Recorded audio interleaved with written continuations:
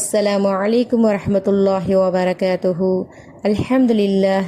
இன்றைய ரமலான் சிந்தனையில் ஜுமா நாளில் பேண வேண்டிய சுன்னத்துகளை பற்றி பார்ப்போமா?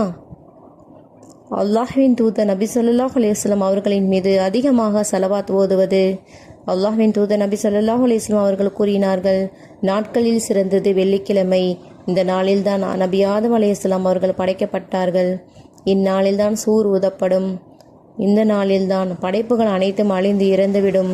எனவே என் மீது அதிகமான ஸலவாத்தை அனுப்புங்கள், ஏனென்றால் உங்கள் ஸலவாத்துகள் எனக்கு வழங்கப்படும். அப்போது சஹாபாக்கள் கேட்டார்கள், அல்லாஹ்வின் தூதரே, நீங்கள் மண்ணாகிய பிறகு உங்கள் மீதான எங்கள் ஸலவாத்துகள் உங்களுக்கு எவ்வாறு வழங்கப்படும் என்று. உடனே நபி ஸல்லல்லாஹு அலைஹி வஸல்லம் அவர்கள் பதிலளித்தார்கள், பூமி நபிமார்களின் உடல்களை சாப்பிடுவதை அல்லாஹ் தடை செய்துள்ளான். சுப்ஹானல்லாஹ்.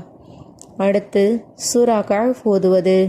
நபி ஸல்லல்லாஹு அலைஹி வஸல்லம் அவர்கள் கூறினார்கள், யார் ஜும்மா நாளில் சூரா அல் கஹ்ஃப் ஓதுகிறாரோ அவருடைய இரு ஜும்மாக்களுக்கு இடையில் அவருடைய கபரிலோ அல்லது இதயத்திலோ ஒரு ஒளி பிரகாசிக்கக்கூடியதாக இருக்கிறது. அடுத்து நகம் வெட்டுவது. நபி ஸல்லல்லாஹு அலைஹி வஸல்லம் அவர்கள் ஒவ்வொரு ஜும்மாவிலும் நகம் வெட்டக்கூடியவர்களாக இருந்தார்கள். அடுத்து குளித்தல் மற்றும் சிறந்த ஆடையை அணிந்து கொள்வது, மிஸ்வாக் செய்வது, நறுமணம் பூசிக்கொள்வது. நபி ஸல்லல்லாஹு அலைஹி வஸல்லம் அவர்கள் கூறியதாக அபு சயீத் அல் குத்ரி ரலியல்லாஹு அன்ஹு அவர்கள் அறிவிக்கிறார்கள், பருவ வயதை அடைந்த ஒவ்வொரு முஸ்லீமும் ஜும்மா நாளன்று குளிப்பதும், மிஸ்வாக் மூலம் பற்களை சுத்தம் செய்வதும், வாசனை திரவியங்களை பயன்படுத்துவதும் கட்டாயமாகும் என்று. அடுத்ததாக பள்ளிவாசலுக்கு விரைந்து செல்வது.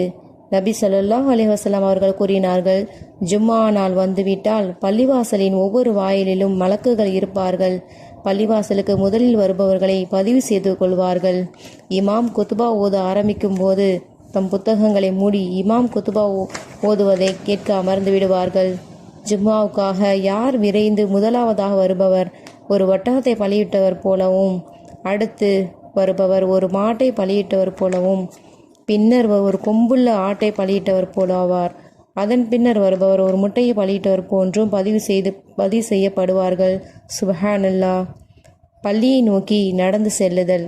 நபி ஸல்லல்லாஹு அலைஹி வஸல்லம் அவர்கள் கூறியதாக அபு ஹுரைரா ரலியல்லாஹு அன்ஹு அவர்கள் அறிவிக்கிறார்கள், யார் தனது வீட்டில் தன்னை தூய்மைப்படுத்தி கொண்டு பின்னர் அல்லாஹ்வின் வீட்டிற்கு, அதாவது பள்ளிவாசலுக்கு கடமையான தொழுகையை நிறைவேற்ற செல்வாரோ அவருடைய ஒரு அடி அவரது பாவங்களை துடைத்துவிடும், மற்றொரு அடி அவரது அந்தஸ்தை சுவனத்தில் உயர்த்தக்கூடியதாக இருக்கிறது. சுப்ஹானல்லாஹ்.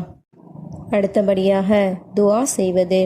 நபி ஸல்லல்லாஹு அலைஹி வஸல்லம் அவர்கள் கூறினார்கள், ஜும்ஆ நாளில் ஒரு நேரம் உண்டு, அது மிகவும் குறைந்த நேரமே என்பதை தம் கையால் செய்கை செய்து காட்டினார்கள்.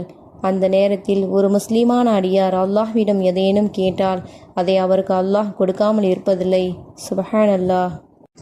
இன்னும் அபு ஹுரைரா ரலியல்லாஹு அன்ஹு அவர்கள் அறிவிக்கிறார்கள், எந்த மனிதன் ஜும்மா நாள் அசருடைய தொழுகைக்கு பின் தொழுத இடத்தை விட்டு இடிந்திருக்கும் முன் அல்லாஹும்ம ஸல்லி அலா முஹம்மதின் நபியில் உம்மி வஅலா ஆலிஹி வஸல்லிமு தஸ்லீமா என்ற ஸலவாத்தை 80 தடவை ஓதுவாரோ அவருடைய 80 வருட பாவங்கள் மன்னிக்கப்படுகின்றன, 80 வருட வணக்கத்தின் நன்மைகள் எழுதப்படுகின்றன என்று அறிவிக்கப்பட்டுள்ளது.